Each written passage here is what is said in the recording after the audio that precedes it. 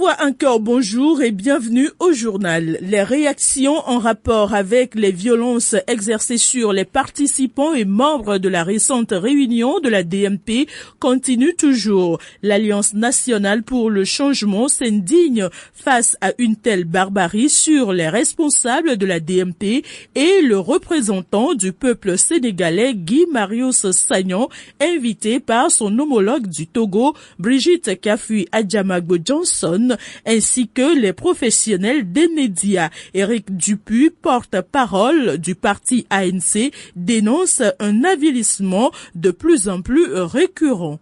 L'ANC a souhaité exprimer sa solidarité et sa compassion à M. Sagnan, aux responsables politiques, ainsi qu'aux journalistes blessés et dont on a pris les outils de travail. Nous condamnons fermement cela. Nous condamnons d'autant plus que nous-mêmes, nous l'avons vécu. Tout au long de la lutte, nous avons vécu cela.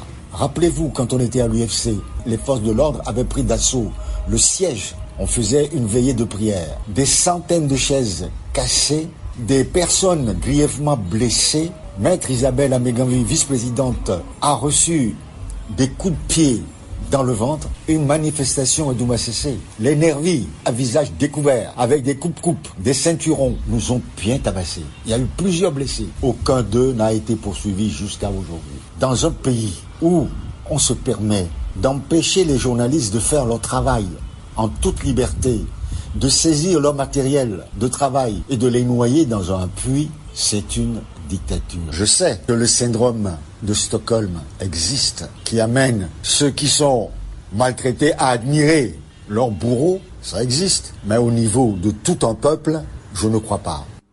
Le parti Orange, à travers son porte-parole, ne garde pas non plus silence sur le communiqué du gouvernement et de la police suite à cette agression des participants à la réunion de la DMP. On nous annonce des poursuites. On veut voir. Ce sont des effets d'annonce pour calmer l'opinion internationale.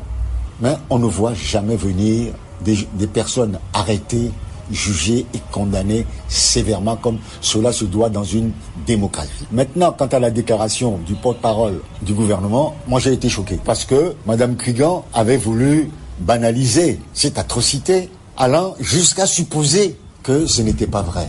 Dans son entretien, il a dit qu'on ne peut pas accuser à tort le gouvernement. Est-ce que Mme Krigan était au courant de ce qui s'était effectivement passé? Aujourd'hui, avec la vitesse de l'information, tout le monde a vu dimanche soir sur les réseaux sociaux les blessés, les chaises, toute la situation, et c'était décrit même par M. Sagnan, un député de la CEDEAO, donc un député africain qui était sur notre territoire pour une réunion parlementaire de la CEDEAO présidée par une Togolaise. Si nous au Togo, on ne peut pas inviter les parlementaires d'autres pays chez nous parce qu'on ne peut pas assurer leur sécurité, on se demande ce qu'on fait. On ne peut pas assurer la sécurité de nos populations. Je vois qu'on ne peut pas assurer désormais la sécurité de nos amis qui viennent chez nous.